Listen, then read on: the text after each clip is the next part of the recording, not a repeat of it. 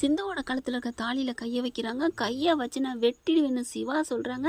அதுக்கான ப்ரிடிக்ஷன் தான் என்னென்னு பார்க்க போகிறோம். என்னென்ன இனிய உறவுகளுக்கு வணக்கமுங்க. ஸ்னேகா என்ன ஒரு நீலாம் மனுஷியா அப்படிங்கிற அளவுக்கு தான் கேவலமாக நடந்துக்கிட்டாங்க. ஆனாலும் சிந்துவோட கழுத்தில் இருக்க தாலியை எடுக்க நம்ம சிவா பாஞ்சுறாரு. கையை எடுக்கிறியா இல்லையா அப்படின்னு சொல்லிட்டு கையை தட்டி விட்டுறாங்க. என்ன நினச்சிட்டு இருக்க? அந்தளவுக்கு உனக்கு திமிர் வச்சு போச்சா? நீ என்ன யோக்கியமானவளா அப்படின்னு சொல்ல, என்ன சிவா நம்ம பிரச்சனையை விடு, இவ பொய் சொல்லித்தானே தாலி கட்டிட்டா, உன்னை எப்படி ஊரோட அசிங்கப்படுத்தினால கேவலப்படுத்தினால அப்படின்னு சொல்ல நிறுத்துறியா அப்படிங்கிறாங்க. இங்கே பாருங்க ஆண்டி, இவர் வந்து பொய் சொல்கிறாரு, சிந்து தான் தாலி கட்டிக்கிட்டா, இவங்க நடிக்கிறாங்க அப்படின்னு சொல்ல அப்படியே சிந்து பார்க்குறாங்க. சிந்துக்கிட்ட கேளுங்க கேளுங்க அப்படிங்கிறாங்க. சிந்துனால ஒரு பதிலும் சொல்ல முடியல. அன்னபூர்ணி வருது. சொல்லு சிந்து, நீ தான் தாலி கட்டிக்கிட்டியா அப்படின்னு சொல்லல அப்படியே டாக்டரை பார்க்குறாங்க. டாக்டர் இப்படி தலையை அசைக்கிறாரு. ஒன்றும் சொல்ல முடியல. அப்படியே குனிகிறாங்க. இதிலே தெரியலையா அவள் தான் பொய் புழுகிறான்ட்டு? அவள் சொன்னது அன்னைக்கு சொன்னது பூரா பொய்ன்ட்டு இன்னைக்கு நான் சொல்கிறதா உண்மை. அதுதான் ஆண்டி நடக்குது. அவள் பேசாமல் இருக்கையில் தெரியலையா? அவள் கழுத்தில் இருக்க தாலியை எடுங்கன்னா கேட்க மாட்டேங்கிறீங்களே அப்படிங்கிறாங்க.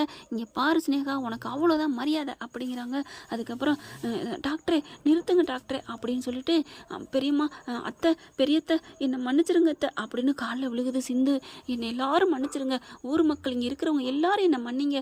டாக்டர் மேலே எந்த தப்பும் இல்லை, அவர் நல்லவர், நான் அவரை வேணுக்குலாம் நான் பண்ணலை, என் விதி அந்த மாதிரி ஆயிடுச்சு, எனக்கு நானே தான் நான் தாலி கட்டிக்கிட்டேன், நீங்கள் என்ன தண்டனை கொடுத்தாலும் நான் ஏற்றுக்கிறேன், நான் அந்த வீட்டை விட்டு இப்போவே நாங்கள் போக ரெடி அப்படின்னு சிந்து சொல்லி அழுக அப்படியே ஆடி போகிறாங்க. சிவா பார்க்குறாரு. ஐயோ உன்னை யார் சிந்து சொல்ல சொன்னது அப்படின்னு சொல்ல, பெரியம்மாவுக்கு ஒன்றும் பண்ண முடியல. சிந்து நீ யாருக்காக பயப்படுற? உண்மைதானா? ஆமாத்த உண்மைதான் அப்படிங்கிறாங்க. என்னக்கா உண்மைதானா உண்மைதானான்னு கேட்குறீங்க அப்படின்னு மகா வந்து பேச, ஸ்னேகாவும் பதிலுக்கு டபுள் கேம் ஆடுது. அப்படியே இங்கே பாருங்க, அதாவது ரெண்டு சைடும் ரெண்டு பக்கம் பார்த்தீங்கன்னா, ஆண்டி மகா ஆண்டி நீங்கள் சொல்லுங்கள் அப்படிங்கிறாங்க. நான் தான் சொல்கிறேனே, அதெல்லாம் எங்கள் அக்கா நேர்மையானவங்க, நியாயமானவங்க, கொடுத்த வாக்கை கரெக்டாக காப்பாற்றுவாங்க அப்படின்னு சொல்லிக்கிட்டு, ஏண்டி அப்படி காப்பாற்றுவாங்கன்னா உன் தம்பிக்கு தாலி கட்டி வச்சிருக்கியே, இந்த உண்மை வெளியில் தெரிஞ்சா உன் தம்பி கதையும் டாராக போகுமே, அது தெரியலையா? சரி அதை விடுங்க. இப்போ பார்த்தீங்கன்னா ஸ்னேகா வந்து எனக்கு தாலி கட்டியே தீரணும், என்ன ஆண்டி சொல்கிறீங்க, நீங்கள் அன்றைக்கி வாக்கு கொடுத்துருக்கீங்க அப்படின்னு சொல்ல, ஏய் நிறுத்துறியா அப்படின்னு சொல்லிட்டு சிவா செம்ம கோதோட கத்துறாரு. அப்படி பார்க்குறாங்க. பைரிலேருந்து ஆளாளுக்கு கொய்யா முயன்னு சிந்துவை. அப்படியே நீலாம் ஒரு மனுஷியாடி, பாவண்டி அந்த டாக்டர் தம்பி, அவன் நான் நினச்சேன் அவர் ரொம்ப நல்லவராச்சே, இப்படிலாம் பண்ணியிருக்க மாட்டாரேன்ட்டு இப்படி பண்ணிட்டி அப்படின்னு ஆளாளுக்கு திட்ட, சிந்துவோட அப்பா அப்படியே தலையில் கை வைக்கிறாரு. என்ன சிந்து இப்படி பண்ணிட்டியடி, என் பிள்ளையா நீ, என் வயிற்றுல வந்து பிறந்த பிள்ளையா நீ, இப்படியா பண்ணிட்ட அப்படின்னு அடின்னு அடிக்கிறாரு சிந்துவை போட்டு. அப்படியே பார்க்குறாங்க.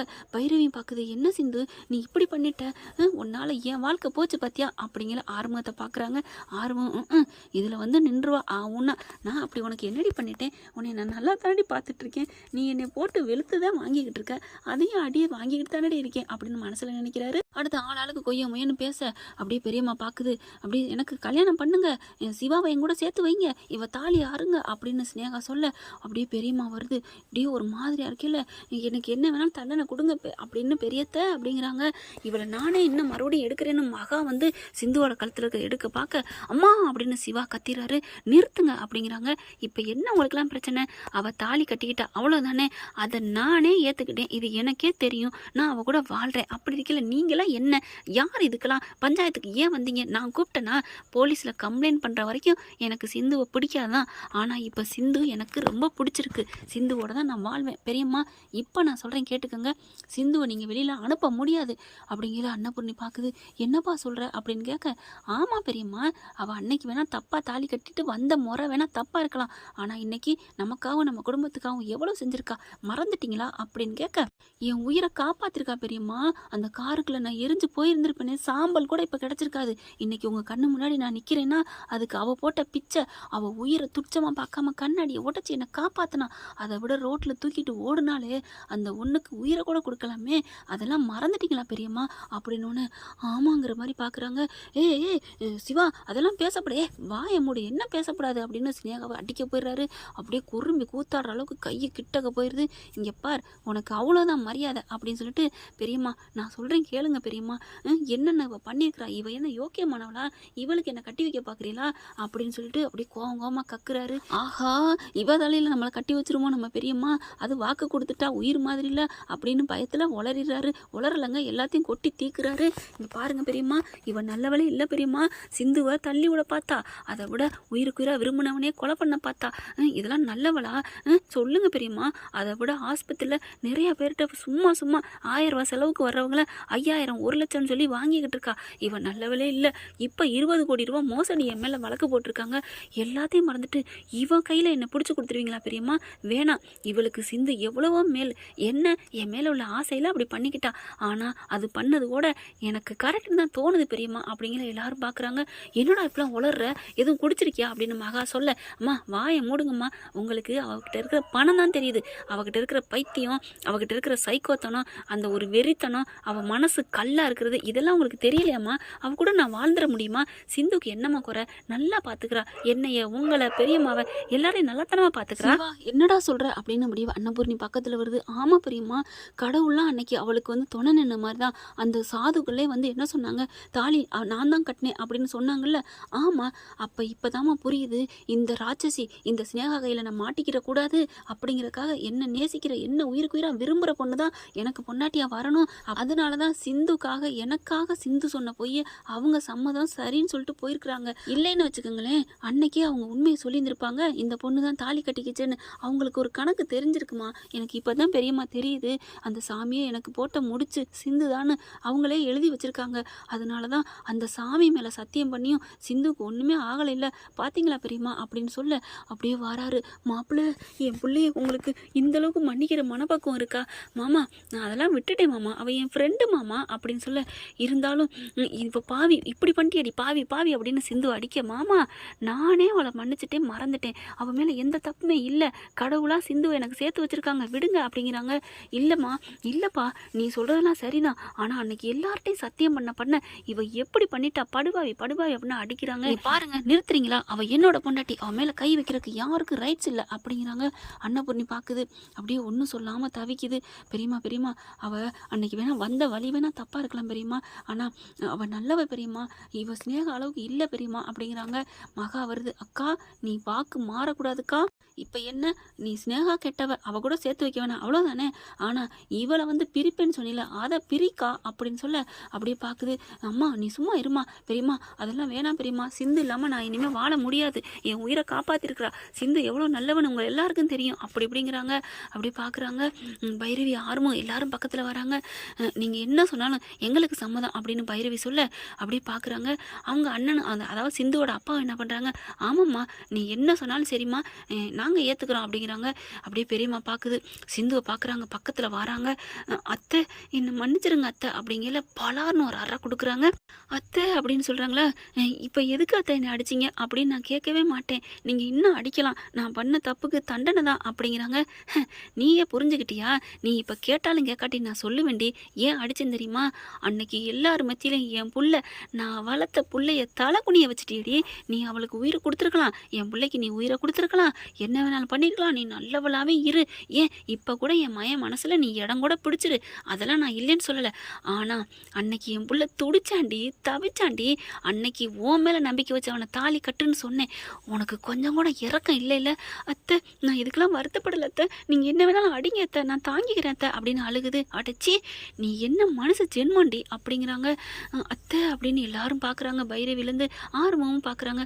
ஆகா சிந்துவை விரட்டிட்டா பைரவி போயிடுவாளே, அப்போ நமக்கு என்ன கேதி, சிந்து நல்லவ தான், ஆனாலும் அன்னைக்கு ஏன் இப்படி போய் சொன்னா அப்படிங்கிறாங்க. ஊர் மக்கள் எல்லாருமே, சிந்து நீலாம் மனுஷியா, டாக்டர் சார் உங்களை நாங்கள் தப்பாக நினச்சிட்டோம் அப்படின்னு எல்லாரும் மன்னிப்பு கேட்குறாங்க. இருங்க இருங்க எல்லாரும் மன்னிப்புலாம் கேட்க வேணாம், அதெல்லாம் விட்டுருங்க, அவள் என் மேலே எனக்கு உயிரே கொடுத்துருக்குறா, என் மேலே நீங்கள் மதிப்பு வச்சிருந்தீங்கன்னா அவன் மேலே அதை கொஞ்சமாவது காமிங்க, அவள் நல்லவ தானே ப்ளீஸ் அப்படின்னு எல்லாத்தையும் கை கூப்பி ஊர் மக்கள்கிட்ட அப்படியே கெஞ்சி கேட்குறாரு. அவளை எதுவும் பேசிடாதீங்க, விட்டுருங்க, அவள் பாவம் இப்போ தான் அவள் செத்து பொழைச்சி வந்திருக்கா, அதுக்கான தண்டனை அவள் அனுபவிச்சுட்டான்னு நான் நினைக்கிறேன் அப்படிங்கிறாங்க. ஆனாலும் அப்படி பெரியம்மா பார்க்குது, இல்லை சிவா ஒன்று நீ அன்னைக்கு துடிச்சு சிவா, நான் தப்பு பண்ணிட்டேன்டா, நான் தப்பு பண்ணிட்டேன், என்னை மன்னிச்சிரியா மன்னிச்சிரியா அப்படின்னு அடிச்சுக்கிறாங்க. அப்படியே சிவா கை எடுத்து அப்படியே கன்னத்தில் அடிச்சுக்கிறாங்க. பெரியம்மா நீங்கள் ஒரு தப்பும் பண்ணலை பெரியம்மா, அப்படி நீங்கள் எதுவும் நினச்சிடக்கூடாதுன்னா நான் இத்தனை நாளும் பொறுமையாக இருந்தேன், தாங்கிக்கிட்டு இருந்தேன், இப்போ கூட சிந்துக்கிட்ட சொல்லாதன்னு சொன்னேன் கேட்டியா அப்படின்னு சொல்ல அப்படியே அழுகுறாங்க. மயக்கம் வருது, நெஞ்சு வலி வருது, அப்படியே தாங்கி பிடிக்கிறாங்க எல்லாருமே. அதுக்கப்புறம் பார்க்குறாங்க, நீ பாருமா தங்கச்சி, நீ என்ன வேணாலும் தண்டனை கொடு, நாங்கள் ஏற்றுக்குறோம், மனசார ஏற்றுக்குறோம் அப்படிங்கிறாரு. சிந்துவும் அதே தான் சொல்கிறாங்க. சிந்து நான் உன்னை மன்னிக்கவே மாட்டேன்டி, என் மகன் சிவா உன்னை ஏற்றாலும் ஏற்றுக்கலாம், ஆனால் நீ அன்னைக்கு மண்டபத்தில் வச்சு என்னென்ன பண்ணுன, எத்தனை பொய் சத்தியம், அந்த சுள்ளான், அந்த சிட்டு, அந்த சாதுக்கள், ஏன் என்னென்ன பொய், ஐயோ எனக்கு மயக்கம் வருது அப்படிங்கிறாங்க. அக்கா சீக்கிரம் தீர்ப்பை சொல்லுக்கா அப்படின்னு மகா வந்து நிற்கிது. சிவா எவ்வளோ கெஞ்சுறாங்க. ஆனாலும் பார்த்தீங்கன்னா சிவா நான் அன்னைக்கு தெரியாமல் தப்பு பண்ணிட்டேன், ஆனால் இன்னைக்கு நான் அதை சரி பண்ணணும் அப்படின்னு சொன்னோன்னே பார்க்குறாங்க. என்னம்மா பண்ண போகிறீங்க அப்படிங்கிறாங்களா. நான் தண்டனை கொடுத்தே தான் தீருவேன் அப்படிங்கிறாங்க. ஏன்னா இப்போ தண்டனை கொடுக்க போகிறது நம்மளோட ஃபேன்ஸ் வந்து ஒருத்தவங்க கேட்டிருந்தாங்க, சிந்து வந்து தண்டிக்கப்பட வேண்டிய ஒரு பெண் அப்படின்னு சொல்லிட்டு அது உண்மையிலே கரெக்டுன்னு தோணுச்சு. அதனால தான் அந்த கதை அவங்களோட கோரிக்கைக்கு இணங்க இப்போ நான் தண்டனை கொடுக்குறேங்க. இல்லைன்னா சிவா ஏற்றுக்கிட்ட மாதிரி தான் நான் முடிச்சிருந்தேன் நேரத்தெல்லாம். இப்போ தண்டனை கொடுக்குறது அந்த ஃபேன்ஸ் வந்து சொன்னது உண்மை அப்படிங்கிறதுனால தான். அடுத்த காலப்போக்கில் சிவா சிந்து நல்லவங்களாக வந்துடுவாங்க, இன்னும் மாறலாம். சிந்து மேலே பட்ட கரையை துடைக்கணும்னா அவங்க வந்து இந்த பழியை ஏற்றுக்கிட்டு இந்த தண்டனை ஏற்றுட்டு அம்மா வீட்டுக்கு போனால் தாங்க கரெக்டாக இருக்கும். அதனால தான் நான் அந்த கதையை இப்படி கொண்டு வரேன். இப்போ டைரக்டர் என்ன பண்ண தெரியல, ஆனா நம்மளோட ப்ரொடெக்ஷன்ல இதுதான் நடக்க போகுது. இப்போ அந்த அன்னபூர்ணி என்ன பண்றாங்க, அவங்க அண்ணனை பாக்குறாங்க. அண்ணே தயவு செஞ்சு என்னை மன்னிச்சிருங்க, நான் அன்னைக்கு பண்ண தப்புக்கு இன்னைக்கு நான் நிவர்த்தி செஞ்சுக்க போறேன் அப்படின்ட்டு. என்னம்மா என் பிள்ளைய கூட்டி போகணும் அவ்வளோதானே, நான் கூட்டி போறேன் அப்படிங்கிறாங்க. அப்படியே ரொம்ப புரிஞ்சுக்கிட்டீங்கண்ணே, ரொம்ப நன்றிண்ணே அப்படிங்கிறாங்க.